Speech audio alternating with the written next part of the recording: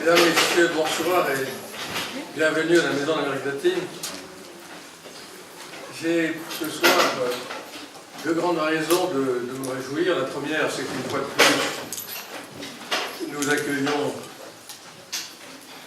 une manifestation de l'Institut Hébraïque, avec lequel nous travaillons depuis fort longtemps de manière déterminée, constante et assidue. Et nous apprécions beaucoup les programmes de l'Institut.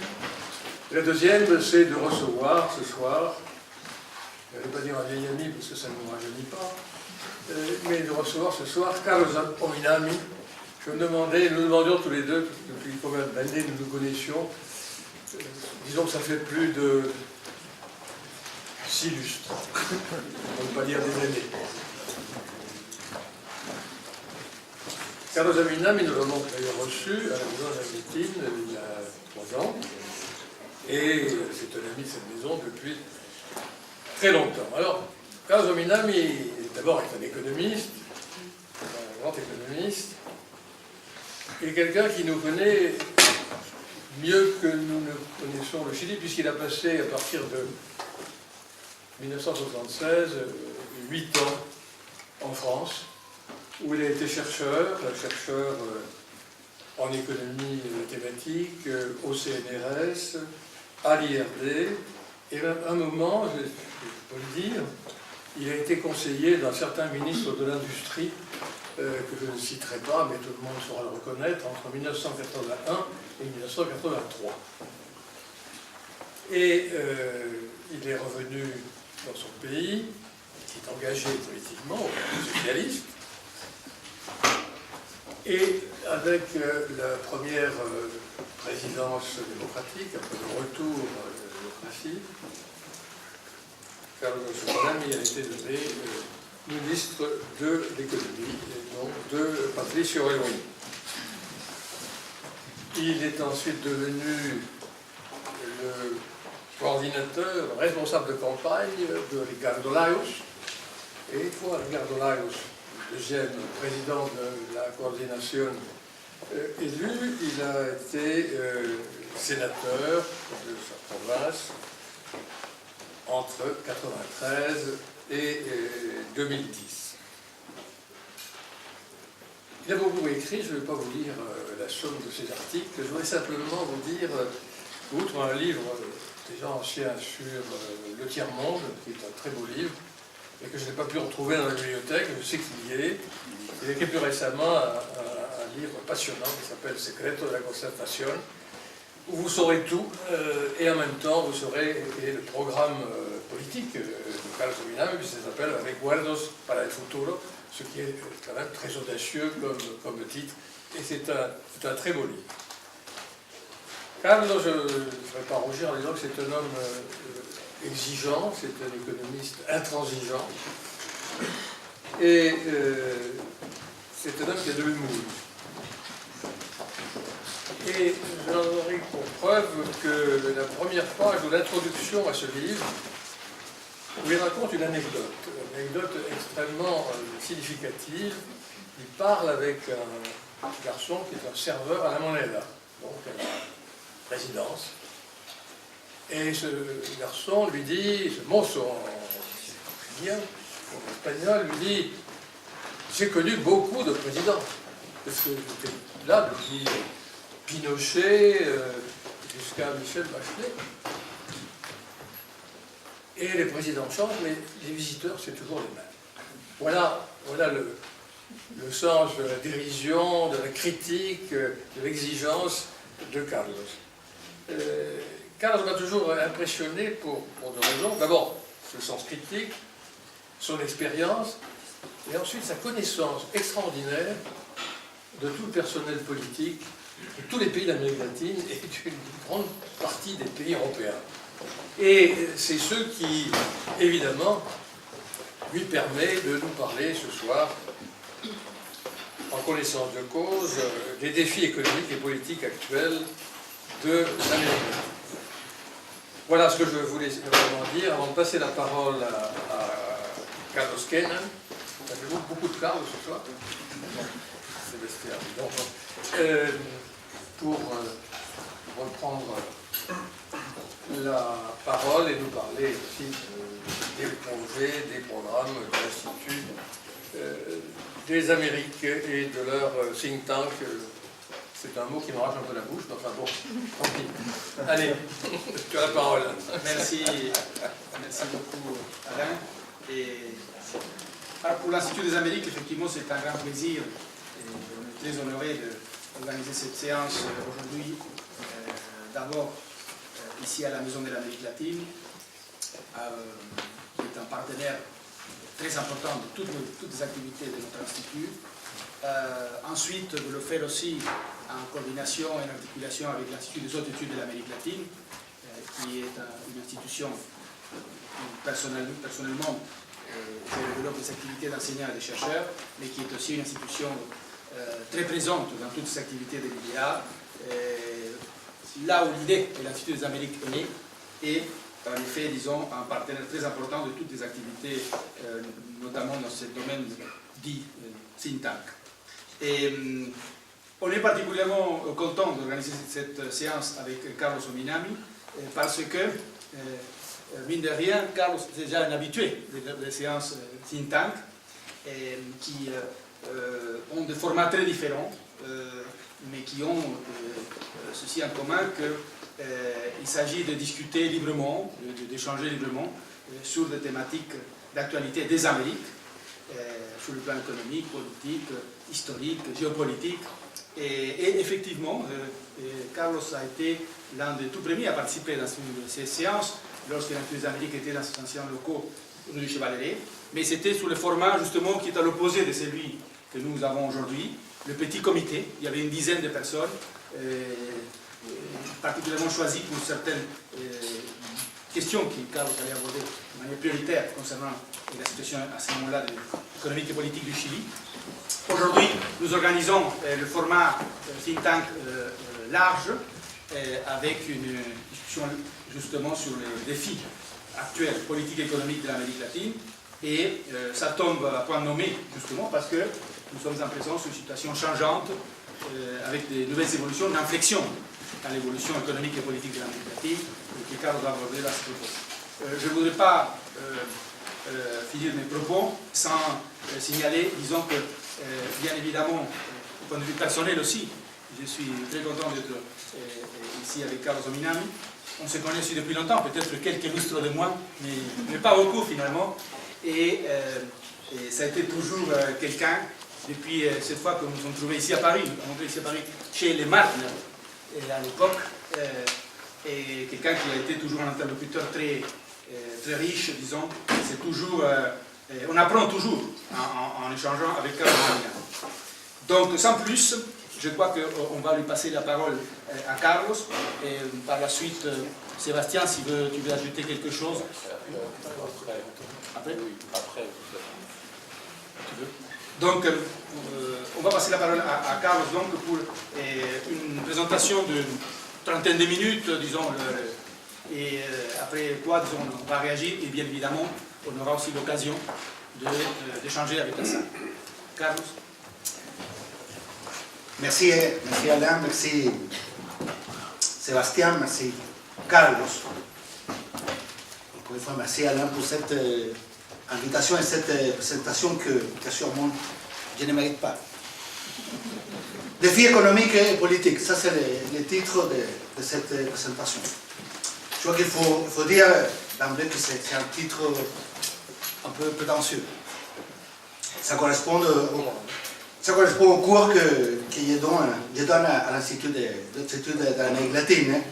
Et c'était aussi, il faut l'avouer, c'était aussi un moyen pour faire venir à ce nombre.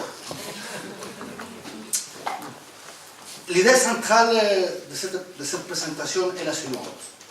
Je crois que l'Amérique latine vient de passer, ils sont entre les années 2000 et 2012, quelque chose comme ça.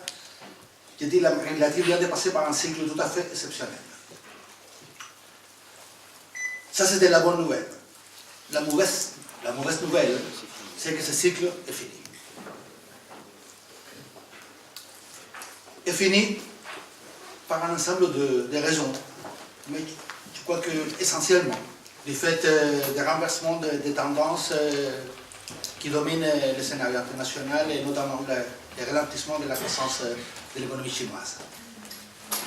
Or, dans ce cycle, ça c'est un point à mon avis très important, il y a eu l'émergence de nouvelles couches qui entraînent aussi de nouvelles demandes. Et ce sont des demandes qui sont très difficiles de satisfaire. Je vais commencer par vous donner quelques arguments sur cette idée de cycle exceptionnel. C'est un cycle qui fait converger des processus qui allaient d'une façon complètement séparée dans l'histoire de l'Amérique latine. Dans ce cycle exceptionnel, on a eu tout d'abord la comme règle et non pas comme exception. L'Amérique latine, ça a été plutôt le continent des dictateurs, le continent des dictatures. On a pour la première fois la démocratie comme règle et non comme exception. On a en plus, ça je sais que c'est une affirmation polémique, on a pour la plupart, presque comme tendance générale, des gouvernements qu'on peut appeler des gouvernements progressistes. Il y a eu Kirchner, il y a eu Tabaré, Mujica, Lula, Morales, Correa, Lagos, Bachelet et Chávez. Je sais que c'est une affirmation polémique, mais en tout cas, c'est ce que je pense. On a eu démocratie, gouvernement progressiste, on a eu la croissance. Si vous voulez, pour la période 2000-2012, aux environs de 4% en moyenne. On a eu quelque chose de tout à fait nouvel pour l'Amérique latine, une inflation sous contrôle. Pour vous donner tout juste un seul chiffre, on est passé de l'inflation en moyenne d'environ 40% en 1995 à une inflation aux environs de 6% l'année 2013-2014. Donc, quelque chose aussi de tout à fait nouvel. En plus, il y a eu aussi un processus tout à fait particulier pour l'Amérique latine. C'est un processus de désendettement. L'Amérique latine était connue pour les crises d'endettement. C'était connu la crise mexicaine, la crise argentine. C'était des crises très récurrentes. Par contre, dans cette période, on a eu un processus de désendettement. Si vous voulez un chiffre, on est passé aux environs de 40% du PIB comme dette.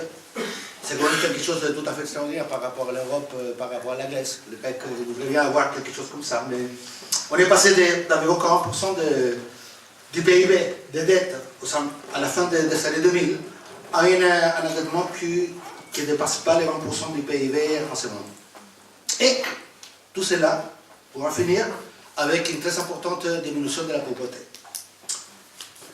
De 48% de la population, nous environ de la moitié de la population latino-américaine en condition de pauvreté, on est à la fin des années 80, on est passé à un pourcentage de pauvreté d'environ 28%. Ce qui représente quand même 150 millions de personnes en condition de pauvreté aujourd'hui en Amérique latine, ce qui n'est pas négligeable. L'Amérique latine, dans la lutte contre la pauvreté, elle a très bien réussi. De façon générale, il y a des pays qui ont réussi spécialement bien. C'est le cas de la Bolivie, c'est le cas du Brésil, c'est le cas du Chili aussi. Et il y a un grand pays qui n'a pas réussi dans ce domaine, c'est le Mexique, qui à peu près a maintenu le même pourcentage de population en condition de pauvreté aux environs de 40%, ce qui est un chiffre très très élevé. Or, et ça c'est mon deuxième point, malgré ce cycle tout à fait exceptionnel, il faut quand même noter la persistance de ce qu'on pourrait appeler les obstacles structurels, les problèmes structuraux, les plus classiques de l'Amérique latine. Je vais insister sur 4. Premièrement, sur le plan productif, il y a une certaine reproduction de ce qu'on pourrait appeler la désarticulation productive de l'Amérique latine. Il y a eu, pendant ce cycle exceptionnel, une forte tendance à ce qu'on peut appeler une certaine réprimalisation de l'économie. Qu'est-ce qu'on veut dire par là? C'est le fait que les matières premières deviennent, non de moins en moins, mais de plus en plus importantes dans l'exportation des principaux pays. Un chiffre, d'après la CEPAL, entre l'année 2000 et 2012, on passe d'environ 40% des exportations pour le poids des matières premières, on passe de 40 à 60% des exportations de matières premières dans le total des ventes à l'état mondial. Dans ce processus, il y a un acteur qui est tout à fait fondamental. Ça s'appelle la Chine. La Chine est devenue le principal marché pour la plupart des pays de l'Amérique du Sud. C'est le cas du Chili, c'est le cas du Brésil, c'est le cas de l'Argentine. Donc, un marché très important. Mais, du point de vue qualitatif, la Chine encourage les retours au schéma le plus classique centre-périphérique. C'est-à-dire, on achète des matières premières et on vend des produits manufacturés. Je disais qu'il y a 4 obstacles que j'appelle structurels pour bien comprendre la situation actuelle de l'Amérique latine. Il y a la désaccumulation productive. En deuxième lieu, une très faible cohésion sociale. C'est vrai, je le disais au début, il y a eu une très forte diminution de la pauvreté. Mais il ne faut pas confondre la lutte contre la pauvreté avec la lutte contre les inégalités. Il y a une diminution de la pauvreté et le maintien des inégalités. Les coefficients Gini, c'est le coefficient classique pour mesurer l'inégalité, qui va entre 0 et 1. Au Chili, en Amérique latine, ça se situe comme moyenne, et ça c'est une moyenne qui correspond à la plupart des pays, se situe aux environs de 0,5, ce qui représente l'indicateur le plus élevé de toutes les régions du monde. L'Amérique latine est plus inégale que l'Afrique. Si vous voulez, par rapport, par exemple, à la moyenne de l'OCDE, il y a vraiment un écart très important, 0,5 contre 0,34, qui est la moyenne pour les pays de l'OCDE. Il y a aussi des autres indicateurs. Il y a un économiste chilien qui s'appelle Gabriel Palma, qui est très connu, qu'il a produit un autre indicateur qui est plus sophistiqué que l'indice Gini et qui donne des degrés d'inégalité encore plus grands. Or, point important dans cette question de la cohésion sociale, il est très à la mode de parler de nouvelles couches moyennes en Amérique latine. Ce sont effectivement des couches moyennes qui se sont constituées dans ce nouveau cycle, avec l'essor de commerce international et tout ça. Or, et ça c'est le point que je voudrais souligner, il ne s'agit pas des couches moyennes classiques. Il ne s'agit pas de couches moyennes avec une situation bien établie, ayant laissé de loin la condition de pauvreté. Il s'agit plutôt de couches moyennes très précaires, très vulnérables. Il y a une étude qui vient de sortir, ça a été fait par une sociologue chilienne qui a été ministre de la Planification par ailleurs, Clarissa Cardi, qui a fait une étude sur 18 pays et qui montre qu'en moyenne, la vulnérabilité dans les pays de l'Amérique latine touche aux environs de la moitié de la population. Par exemple, dans un pays comme le Chili, que tu connais le mieux, avec un pourcentage de pauvreté qui est très faible, moins de 15%, la partie de la population qui est vulnérable, qui a donc les risques d'un retour à la condition de pauvreté, est aux environs de 50%. Ce qui explique beaucoup mieux les difficultés politiques, les tensions sociales existantes dans notre pays. Quand on parle tout simplement de l'émergence de nouvelles couches moyennes, sans faire cette précision-là, à vrai dire, on a du mal pour bien comprendre la complexité de la situation politique et sociale de nos pays. Troisième point, je disais, désaccumulation productive, faible cohésion sociale. Il s'agit aussi d'une région très peu intégrée entre les différents pays. Un chiffre, Dans l'Union européenne, les échanges interrégionaux, les échanges entre les pays de l'Union européenne, représentent à peu près les 2 tiers du total. En Amérique latine, ça n'arrive même pas à un quart. Donc, l'intégration des pays de l'Amérique latine ne se fait pas avec les pays de l'Amérique latine, se fait essentiellement avec l'extérieur. Et dans les conditions actuelles, essentiellement avec la Chine, mais dans les conditions de la reproduction d'un système centro-périphérique. Il n'y a pas en Amérique latine, si au niveau commercial, l'intégration est très faible, au niveau économique, elle n'existe pas. Il n'y a pas de coordination macroéconomique, on a une certaine tendance à la dévaluation sauvage qui entraîne des conséquences très négatives pour les pays qui doivent le suivre. Les efforts visant par exemple à constituer une banque des pays du Sud n'ont pas réussi à voir le jour. Il y a encore une très faible intégration physique. Pour l'Amérique latine, pour l'Amérique du Sud, ce serait très important d'avoir par exemple des couloirs qui puissent intégrer le Pacifique et l'Atlantique. Pour l'instant, il n'existe encore pas. Il y a, il faut le dire, un certain nombre de progrès sur le plan de la concertation politique. Il y a UNASUR, il y a la CELAC, mais il faut dire que ce sont quand même des processus encore très préliminaires et très précaires. Et mon quatrième point sur le problème, les obstacles structurels, ça concerne plutôt la dimension politique. Je vois qu'il y a une certaine, c'est ce qu'on pourrait appeler une certaine frustration avec la démocratie.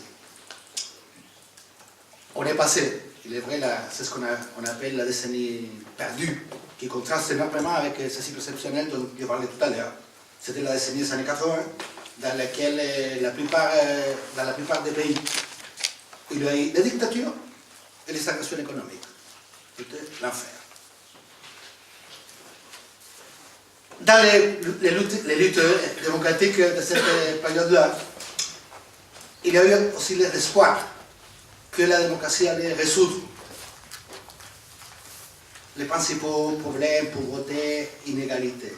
Or, je crois qu'aujourd'hui en Amérique latine, il y a des secteurs importants, à mon avis trop importants, qui considèrent que la démocratie n'a pas été à l'auteur de ce espoir. Là, je parle de temps, vous pouvez voir par exemple une étude qui est très importante concernant cette question, que c'est l'antinobaromètre, qui montre que dans la plupart des pays, aux environs de 50% de la population ne s'intéresse pas à la démocratie. Ils sont soit partisans d'un gouvernement autoritaire si jamais il arrive à résoudre les problèmes, ou ils sont soit indifférents. Mais c'est une bonne moitié de la population qui n'est pas spécialement attachée à la démocratie. Et, point délicat aussi sur le plan politique, je crois que, vous pouvez dire en français, érosion, c'est l'érosion des leaderships qui ont été très importantes pendant les cycles exceptionnels. Okay, il faut le dire, je le dis avec respect, mais il faut le dire, Maduro n'est pas Chavez, Dilma n'est pas Lula, Cristina n'est pas Nestor. Et, je le dis encore avec beaucoup d'attention, Bachelet Et Bachelet.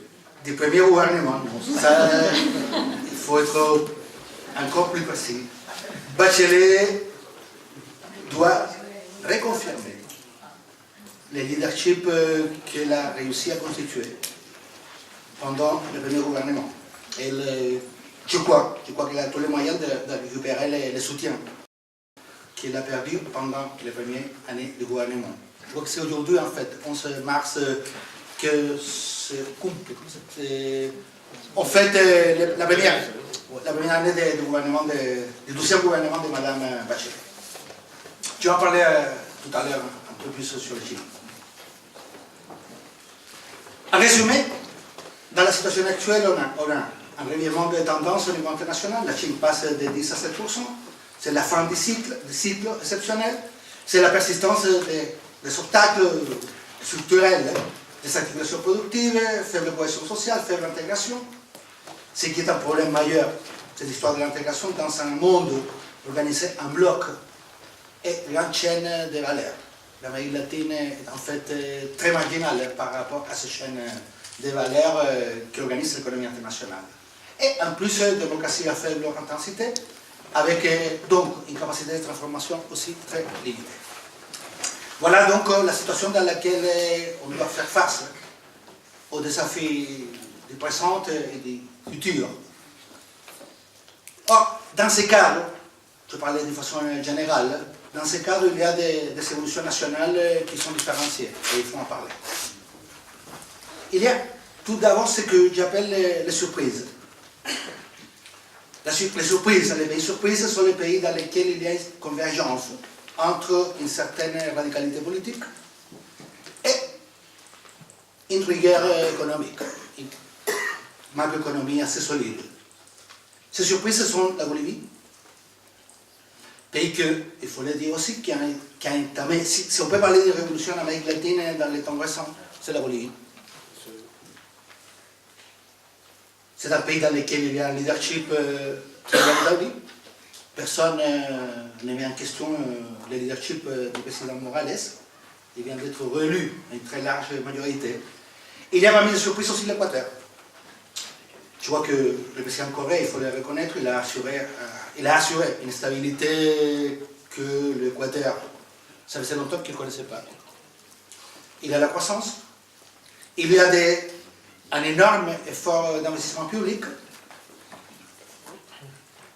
qui a pu être financé par les mesures, par les réformes qui ont permis au pays d'avoir une partie beaucoup plus importante de la rente pétrolière.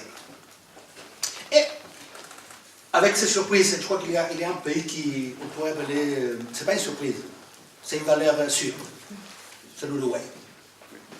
C'est un pays avec la plus grande qualité de vie de l'Amérique latine. C'est un pays qui n'est pas prétentieux, mais qui est très sérieux, qui a des gouvernements de gauche. Il y a eu le président Tabaré Vázquez, puis Mujica, qui vient d'assurer la continuité. Et c'est à nouveau Tabaré Vázquez qui entame une nouvelle période présidentielle. Mujica sort de la présidence de la République comme une espèce de rockstar. Il a été désigné comme la personnalité de l'année par la revue Time, je crois que c'était l'année 2013. Un pays qui fait des choses qui sont tout à fait surprenantes pour un pays d'Amérique latine. Mariage pour tous, avortement et plus récemment légalisation de la marijuana. Pas mal. Il y a les surprises, il y a cette valeur sûre. Je vois qu'il y a aussi des pays que l'on pourrait appeler des projets d'étoiles montantes. Je crois que le cas le plus classique, c'est la Colombie.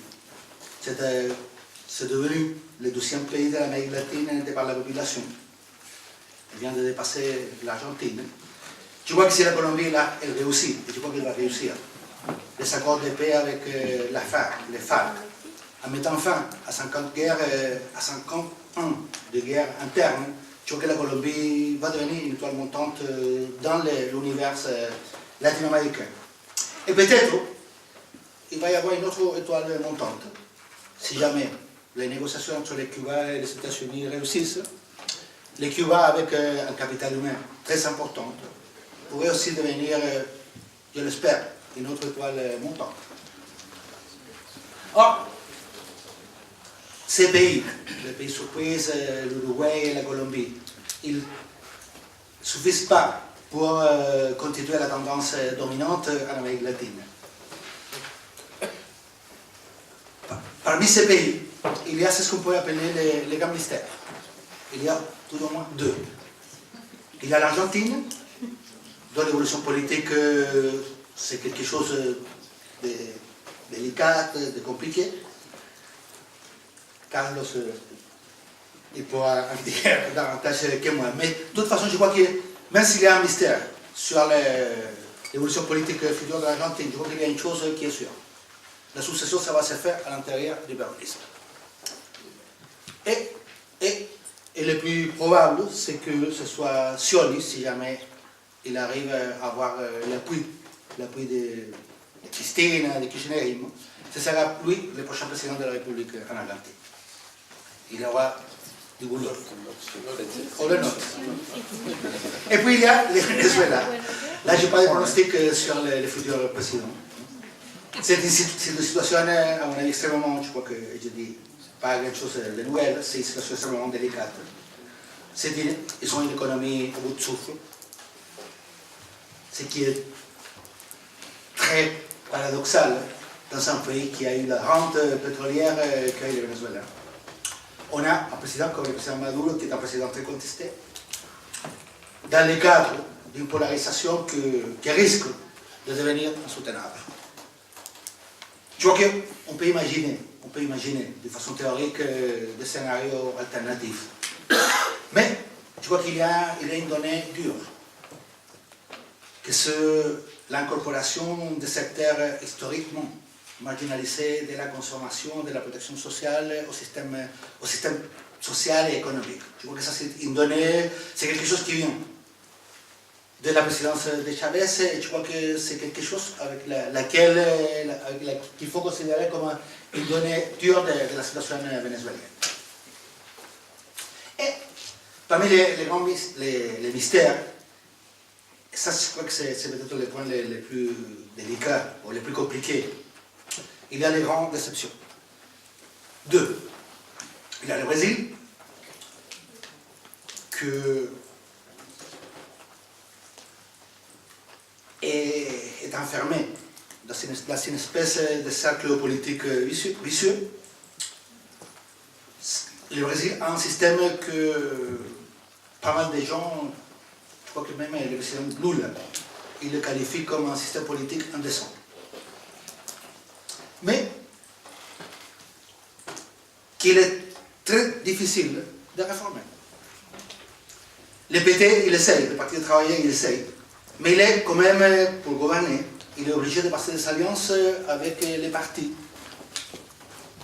qui font part de ce système indécent. Et ça entraîne au moment de passer des alliances, ça produit une certaine neutralisation de la capacité de changement. C'est quelque chose qui a tendance à tourner autour du maintien d'un système politique qui est, comme je le disais tout à l'heure au début, qui est indécent. Et, ajoutons, ça, je ne dis pas rien de nouveau, je vois que la présidente Dilma, elle doit faire face en ce moment à une situation très délicate du fait des affaires de Petrobras et des affaires de corruption qui sont très connues, sont déjà très connues, sur lesquelles on a beaucoup écrit. À côté du Brésil, il y a aussi une autre déception, que c'est le Mexique.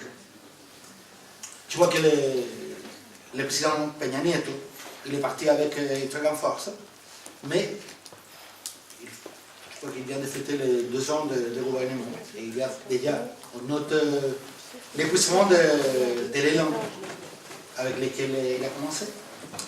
Le pacte pour le Mexique, c'est un pacte pour introduire un nombre très important de réformes sur l'éducation, sur la politique, sur l'énergie, sur la fiscalité, n'a pas donné l'impulsion nécessaire. Et finalement, je crois qu'aujourd'hui, au Mexique, réapparaît la violence, et réapparaît dans le Mexique le fait qu'une partie des institutions ont été finalement capturées par les narcos.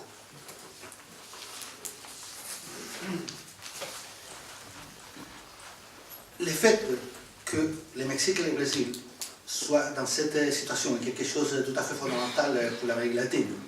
C'est une très mauvaise nouvelle. Entre le Mexique et le Brésil représentent plus de 50% de la population totale de l'Amérique latine. Ces deux pays sont les puissances naturelles. Si on veut intégrer l'Amérique du Nord et l'Amérique centrale, la capitale c'est le Mexique. Si on veut intégrer l'Amérique du Sud, la capitale c'est le Brésil. Or, il est très difficile d'imaginer par exemple un processus d'approfondissement de l'intégration, visant à surmonter la faiblesse dont je parlais tout à l'heure. Si les pays qui doivent être en tête de ce processus sont entièrement concentrés dans les affaires internes. Le Brésil n'a pas aujourd'hui les conditions pour réfléchir à son règlement international, à son rôle au niveau de l'intégration de l'Amérique du Sud, de l'Amérique latine, et je vois que le Mexique non plus. Et ça, c'est vraiment une très mauvaise nouvelle. Et je laisse un dernier, les pays que je connais le plus, je ne vais pas trop parler sur le cas du Chili. C'est 11 mars, c'est en fait la première année du deuxième gouvernement de Mme Bachelet. Je crois qu'avec son élection, le Chili est apparu comme une espèce de renouvellement d'une promesse progressiste. Je dis renouvellement parce que on a eu un gouvernement conservateur, un gouvernement de droite qui a gouverné le pays entre l'année 2010 et l'année 2014. Je crois que Mme Bachelet représente clairement la tentative, à mon avis, la plus sérieuse d'ouverture d'un nouveau cycle de la politique chilienne. Un nouveau cycle laissant derrière lui une très longue et parfois très ennuyeuse transition. 25 ans de transition. Il y a des jeunes, les jeunes, ils n'ont vécu que dans cette période de transition, ce qui est quand même quelque chose d'étrange. Madame Bachelet est le produit de l'épuisement de la vieille concertation. Elle est le produit des mobilisations sociales, notamment les mobilisations de l'année 2006 et l'année 2011. Elle est aussi le produit de l'émergence de nouvelles forces progressistes qui ne font pas partie de la coalition de gouvernement. La question qui se pose, c'est de savoir si elle va réussir. Ce n'est pas la première fois qu'au Chili, le gouvernement, le président de la République, essaie d'ouvrir un nouveau cycle. Le président Lagos, qui a gouverné le pays à partir de l'année 2000, il voulait aussi être plus le premier gouvernement du XXIe siècle que le troisième gouvernement de la concertation. Je crois qu'il n'a pas réussi. Madame Bachelet aussi, elle voulait ouvrir pendant sa première administration un nouveau cycle, elle n'a pas réussi non plus. Moi je vois que cette fois c'est la tentative la plus sérieuse, parce qu'il y a une situation aussi nouvelle. Or, il faut le dire, je vois qu'en ce moment il a affaire avec une situation qui est délicate. Ce sont des questions tout à fait connues dans la politique. Peut-être pas avec l'intensité au Chili qui est dans d'autres pays. Ce sont les questions de financement de la politique, les questions de trafic d'influence, information privilégiée. Ça, aujourd'hui, c'est la question sur laquelle est centrée l'attention des médias, des partis politiques, de l'opinion publique. Moi, je vois que, en tout cas, dans le Chili, Mme Bachelet, elle a encore les moyens pour s'en sortir. J'espère qu'on puisse arriver les conditions permettant une sortie par le haut. Une sortie par le bas, ça pourrait être une sortie tout à fait conservatrice. Le retour à ce qu'on a appelé auparavant la démocratie des accords, un peu business as usual pendant la transition. Il pourrait y avoir, par contre, une sortie par le haut. Cette sortie par le haut, ça suppose qu'on arrive à établir une séparation très nette entre politique et business. C'est très facile de le dire, c'est très difficile de le faire. Et essentiellement un nouveau système de règles. Parce que ça, c'est une particularité aussi de la transition chilienne. On garde encore le système de règles hérité de la dictature. Et ce système, il s'exprime dans la Constitution de 1980, qui a été imposée par Pinochet. C'est une constitution qui a subi, c'est vrai, énormément de réformes, mais qui, à mon avis, continue à être la Constitution de Pinochet. C'est une constitution autoritaire, centraliste et néolibérale. Et pour cela, il faut avoir une volonté politique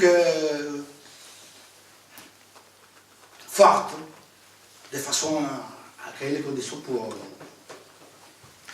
changer, c'est-à-dire la Constitution, faire intervenir les peuples. Je crois que le seul moyen de le faire, c'est par le biais d'un référendum, dans lequel ce soit le peuple du Chili qui puisse décider s'il ne veut pas une nouvelle Constitution et les moyens pour y parvenir. Ça sonne simple, c'est aussi quelque chose d'assez compliqué. Et j'arrive à mon dernier point. Et je reviens à la question initiale. Je disais que le cycle exceptionnel est fini, il y a un nouveau contexte international, il y a de nouvelles demandes. Conclusion, on ne peut pas continuer à faire comme avant. Il faut faire quelque chose d'autre, il faut changer les cap. Qu'est-ce que ça signifie? Ça signifie la nécessité de mettre en place une nouvelle stratégie. Laquelle? C'est une question difficile. Moi, je voudrais tout juste donner quelques pistes. Tu vois que sur le plan économique, il faut absolument reprendre les chemins de l'industrialisation des pays. On ne peut pas continuer avec cette tendance à la réprimarisation des économies.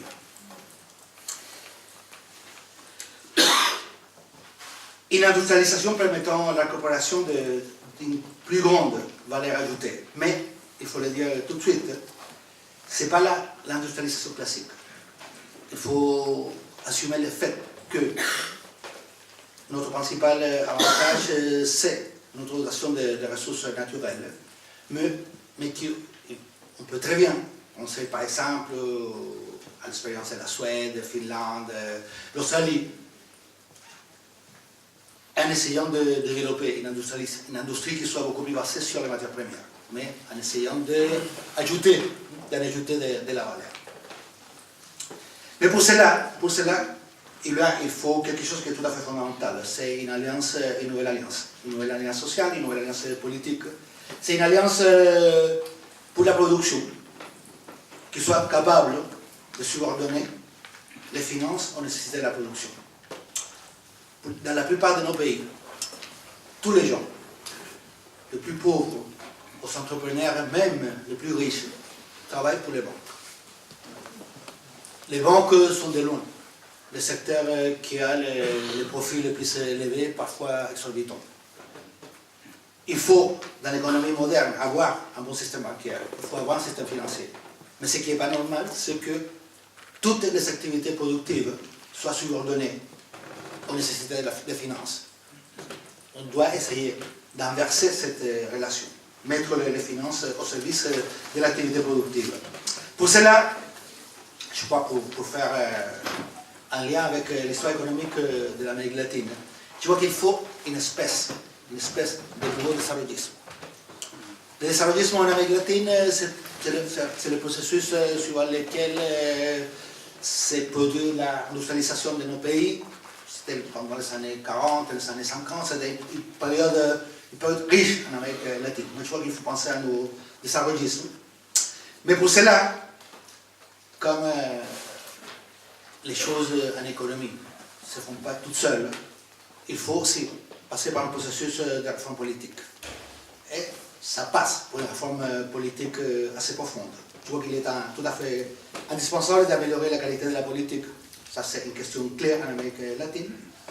Il faut d'abord essayer de construire, je pense qu'on dit en français, une muraille chinoise, une séparation, la muraille de Chine, entre la politique et les affaires. Ça, c'est vraiment une question délicate que dans nos pays est en train de tuer la démocratie. Il faut aussi, et c'est aussi très difficile, des réformes permettant de dépasser ce qui est la tradition politique historique de l'Amérique latine. C'est la tradition de Caudillos. C'est le fait que le système politique dépend de la volonté de cette personne. Moi, je crois que ça, c'est quelque chose aussi qui tue la démocratie. Comment on peut le faire? C'est très difficile. Je crois qu'il faut essayer de dépasser le présidentialisme excessif, qui est un héritage finalement de l'indépendance. C'est une mauvaise copie du système politique américain. Il nous faut de cette culture plus horizontale. Il faut un plus grand équilibre entre les différents pouvoirs. Autrement, le Parlement sera toujours très mal inséré dans l'institutionnalité de nos pays. Voilà donc, je crois que vous l'avez résumé, on est dans une nouvelle situation. Ce cycle exceptionnel est fini. La question est très difficile parce qu'il faut des changements profonds. Mais les conditions politiques permettant que ces changements puissent être mis en œuvre, ce sont des conditions politiques très difficiles à réunir. Voilà donc, à mon avis, le principal défi économique et politique de l'Amérique latine aujourd'hui. Je vous remercie.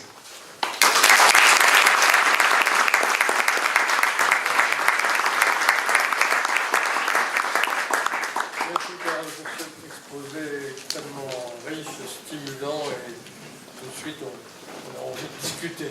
Donc on va passer la parole à Sébastien Leluc. C'est à vous d'ouvrir le feu. De ne pas ouvrir le feu comme au cas, mais d'ouvrir le feu les idées qui méritent d'être discutées, qui sont nombreuses dans ce que vient de nous dire Carlos Ominami. Merci Alain, bonsoir à toutes et bonsoir à tous. D'abord, je remercie Carlos Ominami pour ce petit cours extrêmement stimulant, extrêmement provoquant et extrêmement concis en même temps, qui réussit à faire le tour du continent en 40 minutes, même pour 80 jours dans 40 minutes. Et je rappelle qu'il est actuellement, Carlos Ominami, professeur invité à l'Institut des hautes études de l'Amérique latine, où nous étudiants ont la chance de pouvoir l'écouter, développer plus en détail les points qu'il vient de nous résumer ici dans cette belle conférence. Moi, je voulais peut-être poser quelques questions ou lancer quelques idées pour le débat sur 3 ou 4 points. On voit bien que le resserrement des conditions économiques liées à la réduction de la demande mondiale se traduit par un certain nombre de préoccupations qui se traduit déjà par, il y a des chiffres de croissance un peu moins élevés dans un certain nombre de pays d'Amérique latine, et que cette situation met le doigt sur la nécessité qu'on aurait de faire des réformes plus profondes que celles qu'on a faites. Et une question quand même, c'est est-ce qu'on peut penser à faire ces réformes, et lesquelles d'ailleurs, donc je vais donner quelques indications, ce que l'on n'a pas fait dans des temps plus favorables, où il y avait un peu de marge budgétaire pour redistribuer, pour faire bouger un certain nombre d'équilibres, ce que d'une certaine façon le Chili essaye de faire en augmentant un petit peu les impôts sur les sociétés, qui était quand même une des variables principales pour pouvoir redistribuer et aller et résoudre une partie de ces questions d'inégalité, en tout cas combattre davantage cette inégalité. Peut-on le faire aujourd'hui dans des circonstances un peu plus difficiles où les tensions vont inévitablement devenir plus aiguës? D'ailleurs, si on regarde les pays qui ont été mentionnés et la typologie qui en a été donnée, est-ce qu'on peut voir dans ces pays de véritables réformes structurelles dans ces 10 dernières années, des choses profondes, marquantes? On a vu certes des innovations dans un certain nombre d'instruments de redistribution, du type cash transfer, enfin de transfert conditionnel, de lutte contre la pauvreté, mais au fond, est-ce qu'on a pris les choses en main pour réformer un certain nombre de points et capitaliser sur ces revenus de l'exportation primaire? Alors là encore, le Chili a fait un effort pour créer un fonds souverain, mais bon, dans d'autres pays, les